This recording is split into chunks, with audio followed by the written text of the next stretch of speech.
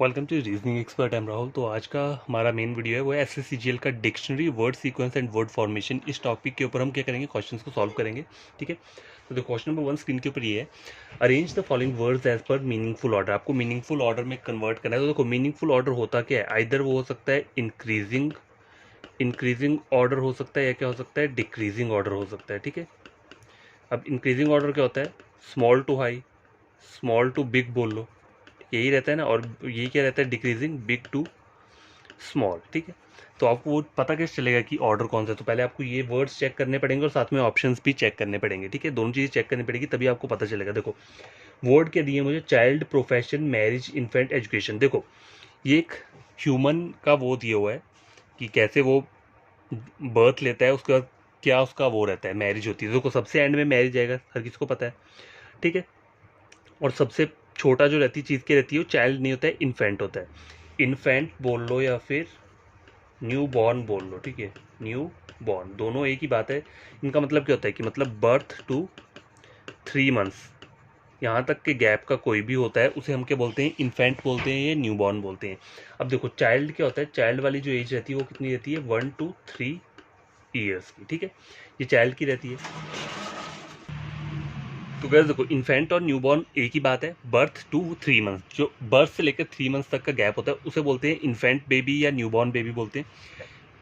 Child कब होता है, चाइल्ड होता है 1 to 3 ईयर्स जब हो जाते हैं न्यूबॉर्न को, उसे बोलते हैं चाइल्ड। चाइल्ड की बात क्या आता है, देखो टीनेज आता है, टीनेज वाला वो आता है। तो टीनेज क्या रहता है, वो रहता है 4 to 13 ईयर्स तक। ठीक है, ये टीनेज टीनेज वाली एज रहती है। ठीक है, टीनेज बोल लो या टीनेज बोल लो। ठीक है, उसके बाद क्या रहता है, टीनेज के बाद क्या आएगा, एडल्ट वाली एज आती है। ठीक है, एडल्ट वाली एज रहती है वो कहाँ से कहाँ तक रहती है, 14 टू कहाँ तक रहेगी, 19 तक रहेगी। 18 क्रॉस कर जाओगे तो एडल्ट बन गए। ठीक है, अब देखो 20 से लेकर 60 ईयर्स तक का होता है, उसके हम क्या बोलते हैं, ओल्ड सीनियर। ठीक है, ओल्ड सीनियर बोलते हैं 20 to 60 वालों को। ठीक है, तो ये आपको चीज़ें पता होनी चाहिए, तभी आप थोड़े इस तरह के मीनिंगफुल ऑर्डर को क्या कर सकते हो, क्वेश्चन को सॉल्व कर सकते हो। तो देखो यहाँ पे जो मुझे सीक्वेंस है, अगर सपोज करो मुझे इंक्रीजिंग ऑर्डर छोटे से बड़ा जाना है, तो सबसे पहले क्या होना चाहिए, इन्फेंट आना चाहिए। ठीक है, इन्फेंट के बाद क्या आना चाहिए, चाइल्ड आना चाहिए। तो ऐसा कोई ऑप्शन दिख रहा है आपको यहाँ पे 4 और 1 से जो स्टार्ट हो रहा है, देखो 4 और 1 से ये स्टार्ट हो रहा है। ठीक है, ठीक है, 4 और 1 से स्टार्ट हो रहा है। अब पहले इसको आप कंप्लीट कर लो, डिक्रीजिंग ऑर्डर चेक करने की जरूरत नहीं है। अगर आपका यहाँ से स्टार्ट हो रहा है तो आप बिना देखे कर सकते हो, इसको आंसर कर सकते हो, लेकिन फिर भी क्या करना है, पूरा क्वेश्चन सॉल्व करना ही है। ठीक है, वो तो हो सकता है आंसर यही हो। ठीक है, इंक्रीजिंग ऑर्डर में क्या होगा, स्मॉल टू बिग जाना है, तो पहले इन्फेंट आएगा फिर चाइल्ड आता है। ठीक है, 4 1 हो गया। उसके बाद क्या आएगा आपका, मैरिज तो सबसे लास्ट में आती है, तो देखो यहाँ पे भी मैरिज जो है सबसे लास्ट में दिया है, नंबर 3। ठीक है, उससे पहले क्या रहेगा, प्रोफेशन रहेगा। ठीक है, नंबर 2 रहेगा, और इसके बाद क्या होता है, एजुकेशन आएगा। ठीक है, यहाँ पे तो नंबर 5 पे ये जा रहा है, नंबर 3 पे एजुकेशन आ रहा है। ठीक है, तो सीक्वेंस तो देखो बना यही है, लेकिन कभी कभी क्या होता है, आपको यहाँ पे पूछ लिया होता है उन्होंने कहाँ से, डिक्रीजिंग ऑर्डर। डिक्रीजिंग ऑर्डर क्या होता है, बड़े से छोटा। तो बड़े से छोटा कैसे होगा, तो सबसे पहले क्या होगा, मैरिज आएगा, उसके बाद प्रोफेशन आएगा, फिर एजुकेशन आएगा, फिर चाइल्ड आएगा, फिर इन्फेंट आएगा। ठीक है, तो ये मतलब आप एक इंक्रीजिंग ऑर्डर को बना लोगे ना तो डिक्रीजिंग अपने आप बन जाएगा। ठीक है, तो टेंशन लेने की जरूरत नहीं है। क्वेश्चन नंबर 1 कंप्लीट हो चुका है। नेक्स्ट क्वेश्चन नंबर 2 स्क्रीन के ऊपर ये चेक करो क्या बोल रही है, arrange the following words as per order in dictionary. ठीक है, डिक्शनरी के वर्ड के अकॉर्डिंग क्या करना है आपको, इसे सेलेक्ट करना है। ठीक है, तो देखो कहाँ कहाँ से स्टार्ट हो रहे हैं ये वर्ड, पी से स्टार्ट हो रहे हैं पहले दो, एक एफ से हो रहा है, एक डब्ल्यू से हो रहा है, एक सी से हो रहा है। तो इन सब में देखो अगर अल्फ़ाबेटिकल सीक्वेंस देखा जाए, अल्फ़ाबेटिकल सीक्वेंस के अकॉर्डिंग सबसे पहले ए आता है, फिर बी आता है, सी डी सो ऑन, फिर लास्ट में जेड आता है। ठीक है, तो इन वर्ड्स को चेक करो, सबसे पहले कौन सा वर्ड चाहिए मुझे, ए का, ए से कोई वर्ड नहीं है, बी से वर्ड कोई नहीं है, सी से देखो वर्ड आ रहा है कौन सा, सीलिंग। तो सबसे पहला क्या रहेगा, नंबर 5 पहली पोजीशन पे रहेगा। सी के बाद क्या आता है, देखो सी डी ई एफ, ई से कोई नहीं है, फिर एफ का आ रहा है तो एफ आएगा उसके बाद। ठीक है, एफ आएगा। तो गैस देखो डिक्शनरी के अकॉर्डिंग क्या करना है, हमें सेट करना है। तो एक ऑप्शन नंबर ई भी है यहाँ पे। ठीक है, ये ऑप्शन नंबर ई दिया हुआ है।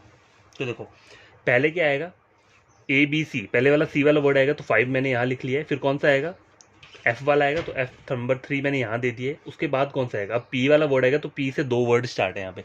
तो चेक कैसे करना है, देखो पहला लेटर तो सेम है, अब दूसरा लेटर चेक करो कौन सा है, यहाँ पे एल दिया है, यहाँ पे ए दिया है। तो एल और ए में सबसे पहले क्या आता है, ए आता है, और एल उसके बाद में ही आता है। ठीक है, तो पहले वाला कौन सा आएगा, ये वाला। तो नंबर 2 पहले आ जाएगा, और नंबर 1 जो आएगा उसके बाद आएगा, और सबसे लास्ट में डब्ल्यू वाला आ जाएगा। ठीक है, तो क्या रहा 53214, 53214 ऑप्शन नंबर ई क्या है, करेक्ट आंसर है। अब चेक करो, अगर यहाँ पे मुझे लिखा होता, अगर इसको डिक्शनरी वर्ड के अकॉर्डिंग नहीं चेक करना है, अगर इसे मीनिंगफुल के वर्ड्स के अकॉर्डिंग इसे बनाना है, तो मीनिंगफुल सीक्वेंस क्या रहेगा, यहाँ लिख देता हूँ। मीनिंगफुल सीक्वेंस क्या रहता है, देखो मीनिंगफुल क्या होगा इसमें, देखो यहाँ पे के लिए प्लास्टरिंग दिया है, पेंटिंग दी है, फाउंडेशन दिया है, वॉल्स दी है, सीलिंग दी है। तो एक घर का वो दिया है स्ट्रक्चर की पहले क्या करते हैं हम, तो देखो सबसे पहले क्या होता है, फाउंडेशन होती है। जैसे कोई आप प्रॉपर्टी ले रहे हो तो उसका फाउंडेशन होगा, ठीक है, तो नंबर 3 पहले आएगा, फाउंडेशन हुआ। मैं इसकी बात कर रहा हूँ या मीनिंगफुल सीक्वेंस की, डिक्शनरी वाला अलग सीक्वेंस है, वो हमने इसका आंसर ये निकला है। अब देखो मीनिंगफुल अगर सीक्वेंस की बात करें तो सबसे पहले एक जगह की क्या होती है, फाउंडेशन होती है। फाउंडेशन होने के बाद क्या होता है, यहाँ पे चेक करो इनमें से कौन सा आएगा। देखो पेंटिंग सबसे लास्ट का काम है, पेंटिंग से पहले क्या आती है, सीलिंग, प्लास्टरिंग का काम होता है, प्लास्टर वगैरह लगता है, उससे उसके बाद सीलिंग आती है, सीलिंग से पहले क्या आएगी, वॉल्स आएगी। तो नंबर 2 पे क्या रहेगा, ये रहेगा, वॉल्स आएगा, वॉल्स के बाद क्या लगती है, सीलिंग लगती है 5, फिर क्या आता है, फिर प्लास्टरिंग होती है और सबसे लास्ट में पेंटिंग होता है। तो मीनिंगफुल सीक्वेंस के अकॉर्डिंग मीनिंगफुल सीक्वेंस क्या रहेगा, 3 4 5 1 2। तो देखो 3 4 5 1 2 ऑप्शन नंबर सी, तब ये वाला आंसर होता अगर मुझे ये पूछा होता। लेकिन मुझे क्वेश्चन में क्या पूछा है, डिक्शनरी का सीक्वेंस पूछा है, तो डिक्शनरी के सीक्वेंस के अकॉर्डिंग ऑप्शन नंबर ई क्या रहेगा, करेक्ट रहेगा, ठीक है। तो क्वेश्चन नंबर 3 चेक करो क्या बोल रहा है, if the following words are arranged according to English dictionary which word will be on the third place. ठीक है, थर्ड प्लेस वाला वर्ड मुझे बताना है, मतलब इनमें से कोई एक ही आंसर होगा, लेकिन पहले मुझे इनको अरेंज करना पड़ेगा डिक्शनरी के अकॉर्डिंग। ठीक है, तो पहला वर्ड, हर एक वर्ड के से स्टार्ट हो रहा है, ठीक है, के के अगले वाला अल्फ़ाबेट क्या है, यहाँ पे एन है, यहाँ पे भी एन है, यहाँ पे भी एन है, यहाँ पे भी एन है, मतलब इतना तो सेम है। तो अभी भी मैं आइडेंटिफाई नहीं कर पाऊंगा। इससे आगे वाला जो लेटर दिया है वो कौन सा दिया है, ओ दिया है, ठीक है, क्या दिया है, ओ दिया है, यहाँ पे क्या दिया है, ए दिया है, यहाँ पे क्या दिया है, आई दिया है, और यहाँ पे क्या आ रहा है, फिर से ओ आ रहा है। ठीक है, तो इन तीनों वर्ड्स चारों में देखा जाए तो सबसे पहले क्या आता है, ए आता है, ठीक है, फिर आई आता है। तो इन दोनों को सबसे मैं पहले लिख लेता हूँ, मतलब ये दो तो पता है मुझे क्या बोला है, थर्ड नंबर पे, थर्ड वाले प्लेस पे कौन आएगा, यहाँ पे थर्ड पे कौन आएगा। तो देखो पहले और दूसरे पे तो मुझे पता चल गया ये दो वर्ड आएंगे, मतलब पहले पे ये आएगा, नंबर 1 पे ये रहेगा, नंबर 2 पे क्या रहेगा, ये सॉरी आई वाला रहेगा, ठीक है, आई वाला रहेगा नंबर 2 पे। अब ए और डी में से चेक करना है कि थर्ड पे कौन सा रहेगा। ठीक है, तो देखो के एन आगे ओ है, यहाँ पे भी ओ है।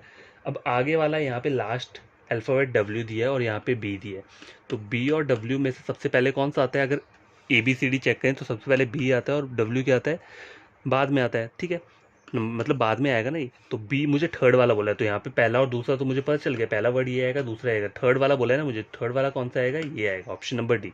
तो यही क्या रहेगा, आंसर रहेगा।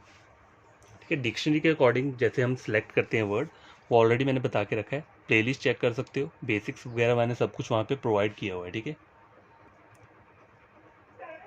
तो क्वेश्चन नंबर 4 स्क्रीन के ऊपर है, from the given option which word cantt be formed. ठीक है, मेन वर्ड क्या है, मुझे कीमोथेरेपी दी है। अब इसमें से मुझे बोला क्या है कि इन चारों में से कौन सा ऐसा वर्ड है जो इस वर्ड से नहीं बन सकता है। ठीक है, अब देखो ये एक वर्ड दिया, इसमें इतने सारे लेटर्स दिए, तो आपको करना क्या है, आपको सिर्फ ऑप्शन में से लेटर्स चेक करने हैं कि ये ऊपर, जैसे सपोज करो ऑप्शन नंबर 1 है, मदर दिया है, MOTHER ये दिया है ना। अब देखो एम अल्फ़ाबेट देखो चेक करो, ऊपर है, देखो है, ओ है, ओ भी है, टी है, टी भी है, एच है, एच भी है, ई है, ई और आर भी है। ठीक है, तो मदर तो हो गया, देखो मदर हो गया, ठीक है, बन गया ना मदर, देखो MOTHER। तो ये मेरा आंसर नहीं होगा, मुझे वो वाला है कि जो वर्ड नहीं बन सकता। अब देखो थेरेपी बोला हुआ है, THERAPY, ये भी वर्ड बन रहा है, ठीक है, बन रहा है, ये भी मेरा आंसर नहीं होगा। PNTHER, देखो पैंथर बोला है, देखो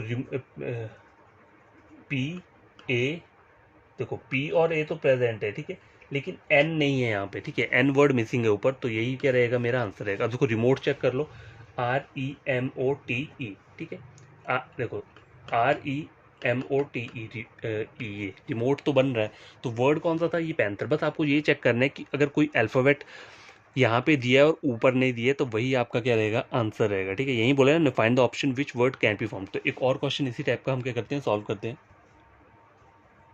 तो क्वेश्चन नंबर 5 चेक करो, सेम क्वेश्चन नंबर 4 की तरह, from the given option which word cantt be formed. Examination एक वर्ड दिया हो मुझे, तो इसमें से बताना है कि इन चारों में से ऐसा कौन सा वर्ड है जो एग्जामिनेशन से नहीं बनेगा। तो देखो पहला चेक कर लो, एग्जामिन लिखा हुआ है मुझे, ठीक है, EXAMIN, EXAMIN, देखो ई मिसिंग है ना यहाँ पे, तो यही वर्ड रहेगा, ठीक है।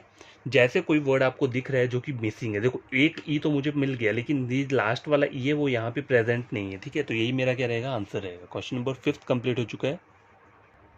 तो बस क्वेश्चन नंबर 6 स्क्रीन के ऊपर ही है। देखो एक मेजरमेंट से एक वर्ड दिया है मुझे, कैन बी रिप्रेजेंटेड एज, हम इसको वर्ड को किस तरीके से लिख सकते हैं। तो देखो इस टाइप के क्वेश्चन में करना क्या होता है, जितनी बार एक अल्फ़ाबेट रिपीट हो रहा है, ठीक है, वही यहाँ पे लिखा हुआ है। देखो ए ऑप्शन चेक करो, एम यहाँ पे कितनी बार आ रहा है, एम और एम 2 बार आ रहा है, तो एम के नीचे 2 लिखा है। ई कितनी बार आ रहा है, 2 टाइम्स आ रहा है, तो यहाँ 2 लिखा है। अब देखो ए कितनी बार आ रहा है, यहाँ पे ए सिर्फ एक बार आया है, लेकिन यहाँ पे ए 2 बार लिखा है, ठीक है। तो ये मेरा आंसर कभी नहीं हो सकता, क्यों, क्योंकि यहाँ पे ए एक बार आ रहा है। अब देखो बी सी डी ऑप्शन में देखो तो ए एक एक बार आ रहा है, तो इन तीनों में से ही मेरा कोई आंसर होगा। तो आपको करना क्या है, आपको पहले इसको पूरा चेक कर लो। क्यों, देखो पूरा चेक कर लोगे तो अगर कोई प्रॉब्लम रहेगी तो आपको वहाँ ऊपर ही पता चल जाएगी, और यहाँ से आप इजीली क्वेश्चन को फाइंड आउट कर लोगे। तो देखो यहाँ पे मुझे पता है एक जगह क्या आना चाहिए 1, ए सिर्फ एक। अब एस को चेक कर लो, एस कितने आ रहे हैं यहाँ पे, एक ये एस है और एक ये एस है, S2, ये ठीक है। यू कितना आ रहा है यहाँ पे, देखो U1 आ रहा है, ये भी ठीक है। आर कितना आ रहा है यहाँ पे, आर ये आर ओनली 1 आ रहा है। एन भी देखो एक बार आ रहा है, और टी कितनी बार आ रहा है, ये भी एक बार आ रहा है। मतलब ये ऑप्शन सही कब होगा, जब एक ही जगह क्या आना चाहिए 1 आना चाहिए। तो देखो एक जगह 1 इन तीनों में आ रहा है, एक ही जगह 1 और बाकी पूरे के पूरे सेम होने चाहिए। तो देखो एक ही जगह 1 आ गया, बाकी देखो यहाँ पे चेंज हो जा रहा है, तो ये ऑप्शन नहीं रहेगा। एक ही जगह 1 आ गया और यहाँ पे S2 U1 R1 N1 T1, तो ऑप्शन नंबर सी क्या हो जाएगा, ये करेक्ट हो जाएगा। क्योंकि इसमें सारे के सारे क्या है, ऊपर वाले की तरह सेम है, सिर्फ ए को छोड़ के, और हमें वही वाला चाहिए था, यहाँ पे A1 चाहिए, ठीक है, A2 नहीं चाहिए, सिर्फ A1 चाहिए, और बाकी पूरे सेम दिए हुए हैं, ठीक है। क्वेश्चन नंबर 6 कंप्लीट हो चुका है। तो गाइस क्वेश्चन नंबर 7 स्क्रीन के ऊपर ये है, from the given alternative select the word which can not be formed using the letters of the given word. तो गिवन वर्ड मुझे ये दिया है, तो इसके लेटर से जो वर्ड यहाँ पे नहीं बन रहा है वो मुझे बताना है, ठीक है। तो देखो एसेंस लिखा है पहले, ESSENCE, तो ये तो बन रहा है, तो ये मेरा आंसर नहीं होगा। ऑप्शन बी चेक करो, एंटिस, ठीक, देखो ENTICE, ठीक है, देखो ये आ गया, NTICE बन रहा है, ये भी बन रहा है। SEQUIN, सिक्विन, SEQUIN, ये भी बन रहा है। अब क्वेश्चन चेक करो, QUESTIN है लेकिन O नहीं है, तो ऑप्शन डी जो रहेगा वो क्या रहेगा, आंसर रहेगा। यहाँ क्वेश्चन समझो क्या बोल रहा है, from the given alternative select the word which can not be formed, ऐसा वाला वर्ड उठाना है जो बनेगा नहीं। अगर यहाँ पे लिखा होता विच कैन बी फॉर्म्ड, तो यहाँ पे ऑप्शंस अलग होते फिर, ठीक है। क्वेश्चन 7 कंप्लीट हो चुका है। क्वेश्चन नंबर 8 स्क्रीन के ऊपर ये, if loose is coded as 1357, gain is coded as 2468, what do the figures 84615 stand for, ठीक है। तो इस टाइप के क्वेश्चन को करना कैसे होता है, देखो यहाँ पे जो पहला मुझे लूज दिया है ना LOSE, तो इसके लिए जो हमें कोड दिया है, देखो पहला लेटर L दिया, L के लिए के कोड दिया है 1 दिया है, O के लिए 3 दिया है, S के लिए क्या दिया है 5 दिया है, और E के लिए क्या दिया है 7 दिया है। उसी तरह से गेन जो वर्ड है उसके लिए क्या दिया है, देखो 2468, मतलब G का 2 है, A का 4 है, I का 6 है और N का 8 है। अब मुझे बोला क्या है, ये एक नंबर दिया है 84615, इसका मुझे कोड फाइंड आउट करना है। तो कोड फाइंड आउट कैसे करोगे, देखो 8 के लिए क्या कोड दिया है, N दिया है, तो N आ जाएगा। 4 किसके लिए दिया है, A के लिए दिया है। 6 किसके लिए दिया है, I के लिए दिया है। देखो पूरा क्वेश्चन सॉल्व करने की जरूरत नहीं होती है, NA से भी क्वेश्चन निकल जाना था। देखो 4 ऑप्शन दिख रहे हैं यहाँ पे, NA से जो वर्ड स्टार्ट हो रहा है सिर्फ ऑप्शन नंबर A है, तो यही मेरा क्या रहेगा, आंसर रहेगा।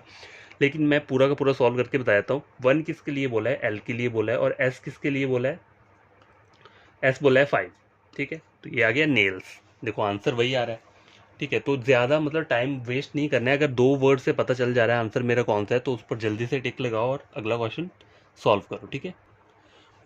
तो गैस देखो क्वेश्चन नंबर 9 चेक करो, क्या बोल रहा है, rearrange the given jumbled letters to make a meaningful word. तो गिवन लेटर मुझे ये दिए, इनमें से मुझे एक मीनिंगफुल वर्ड बनाना है। तो देखो ऑप्शन से ही पता लगेगा कौन सा मीनिंगफुल वर्ड है। देखो चेक करने का तरीका क्या है, देखो ये वर्ड दिख रहा है, लेमिनेशन वर्ड है पहला। तो देखो यहाँ पे पहले आपको चेक क्या करना है, जो लेटर रिपीट हो रहे हैं, तो यहाँ पे कौन से लेटर्स रिपीट हो रहे हैं, ए और ए 2 बार रिपीट हो रहा है, ठीक है, और एन भी क्या हो रहा है, 2 बार रिपीट हो रहा है। तो इस वाले वर्ड में देखो एन 2 बार दिए आपको, एन देखो 1 बार दिया है, ठीक है, एन सिर्फ 1 बार दिया है, तो ये आपका क्या होगा, ये आपका आंसर कभी नहीं होगा। इस तरीके से इन क्वेश्चन को सॉल्व करते हैं। अब देखो रिलीजमेंट को चेक करो, रिलीजमेंट एक वर्ड दिया है, इसमें देखो कौन कौन से हैं जो रिपीटेड वो आ रहे हैं, ई आ रहा है, ठीक है।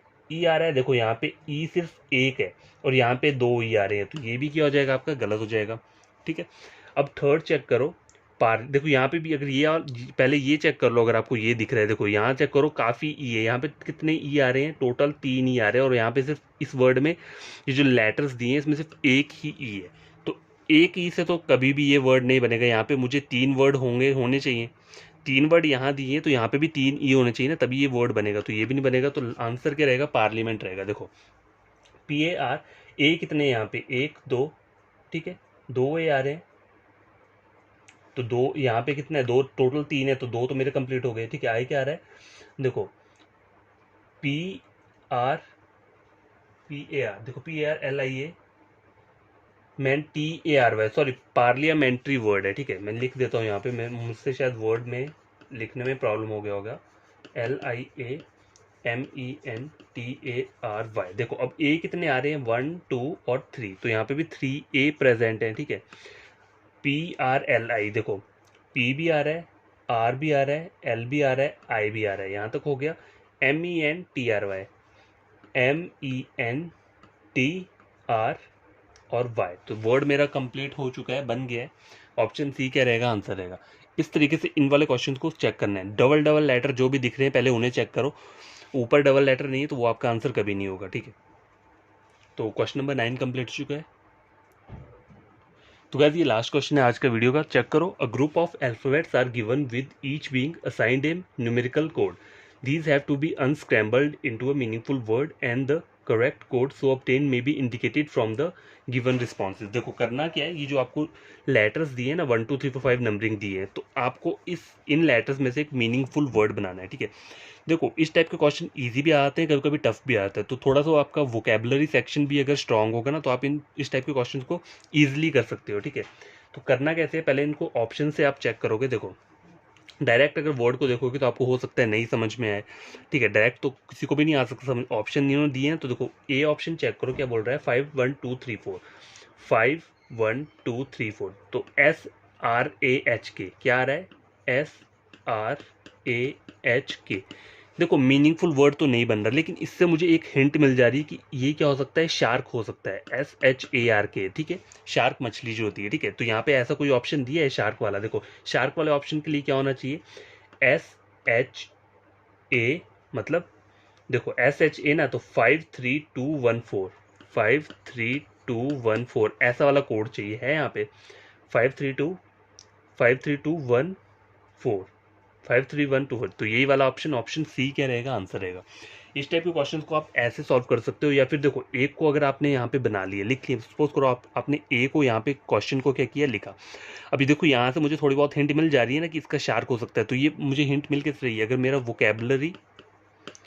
वोकेबलरी सेक्शन थोड़ा स्ट्रांग रहेगा ना, मतलब बेसिक्स ही होते हैं ये वर्ड शार्क वगैरह, बचपन से हम सुनते आए हैं। ठीक है, अगर थोड़ा माइंड का वो रहेगा ना, तो आपको समझ में आ जाएगा कि वर्ड ये बन रहा होगा। ठीक है, तो थोड़ा सा आप अपना ये भी वो कर सकते हो, इंक्रीज कर सकते हो। कैसे कर सकते हो, इंग्लिश वगैरह के जो आप पढ़ते हो, ठीक है, इंग्लिश में वहाँ पे आप इजीली इन वर्ड्स को क्या कर सकते हो, आइडेंटिफाई कर सकते हो, जो बेसिक्स वर्ड्स रहते हैं। ठीक है, अगर आप यूट्यूब पे चेक कर लो या गूगल पे चेक करो कुछ बेसिक वोकेबलरी वर्ड्स, तो वहाँ पे आपको क्या आ जाएगा, पूरा का पूरा पैराग्राफ आ जाएगा, वहाँ से आप उन वर्ड्स को समझ सकते हो, पढ़ सकते हो। ठीक है, वो आपको याद रह जाएंगे। तो आपको करना क्या है, आज के वीडियो कंप्लीट हो चुका है, तो कोई भी न्यू एस्पिरेंट या स्टूडेंट है जिसने मेरा ये वीडियो देखा है और उन्हें लगता है कि एग्जाम पॉइंट ऑफ व्यू से क्वेश्चन जो हैं इंपॉर्टेंट है, तो उन्हें करना क्या है, चैनल को सब्सक्राइब कर देना है। ठीक है, और वीडियो को क्या करना है, आपको लाइक और शेयर कर देना है, ताकि ये वीडियो उन बच्चों तक पहुँच पाए जो ऑनलाइन कोचिंग ले रहे हैं, यूट्यूब से पढ़ रहे हैं। ठीक है, और उन बच्चों तक भी पहुंच पाए जो मतलब पैसे नहीं कर सकते, मतलब स्पेंड नहीं कर सकते कोचिंग क्लासेस पे, तो वो भी क्या कर सकते हैं, ऑनलाइन मतलब यूट्यूब के वहाँ से पढ़ सकते हैं। मेरा चैनल को सब्सक्राइब कर लो, रीजनिंग का फुल कंटेंट टोटली फ्री मिलेगा, कोई इसमें पेड वो करने की ज़रूरत नहीं है आपको। जो वहाँ पे पढ़ाते हैं कहीं पर भी आप अगर मेरा लेक्चर चेक करोगे, तो मैं भी वैसे ही पढ़ाता हूँ जैसे वो लोग पढ़ाते हैं। आप एक बार टैली कर सकते हो मेरा वीडियो और किसी और का वीडियो, कोई टॉपिक उठा लो जो जो मैंने पढ़ाया है और बाकियों का टॉपिक चेक कर लो, तो देखो क्वेश्चंस वही होंगे, हो सकता है उनके थोड़े एडवांस लेवल के क्वेश्चन हो जो मैंने नहीं करवाया हो, लेकिन जो बेसिक्स है बेसिक्स मैंने पूरे वैसे ही करवाए हैं। ठीक है, तो आप चेक कर सकते हो। ठीक है, और ये दोनों चीज़ें तभी करनी है जब आपको वीडियो लेक्चर से कुछ गेन होता है, ठीक है। एग्जाम पॉइंट ऑफ व्यू से अगर गेन होता है तभी चैनल को सब्सक्राइब और वीडियो को लाइक और शेयर करना है, ठीक है। तो बाय, आज का वीडियो इतना ही था। कल एक और नए वीडियो के साथ आऊँगा डिफरेंट टाइप के क्वेश्चन के साथ। तो तब तक के लिए बाय। बड़ी तरीके से पढ़ना, 1 आवर की सेटिंग दो के देखना, ये सब चीज़ें ईजिली आपको क्या माइंड में आ जाएंगी। और डिक्शनरी सीक्वेंस हमेशा याद रखना कैसे हम सॉल्व करते हैं क्वेश्चंस को, ठीक है, क्योंकि कुछ कुछ बच्चे ना उसमें पजल हो जाते हैं। तो डिक्शनरी सीक्वेंस के लिए क्या करूँगा, मैं फिर से कुछ क्वेश्चंस लेकर आ जाऊँगा, ठीक है। कल या परसों तक जो भी वीडियो आएगा उसमें कुछ ऐड कर लूँगा जिससे कि आपका वो पूरा का पूरा कॉन्सेप्ट क्लियर हो जाए।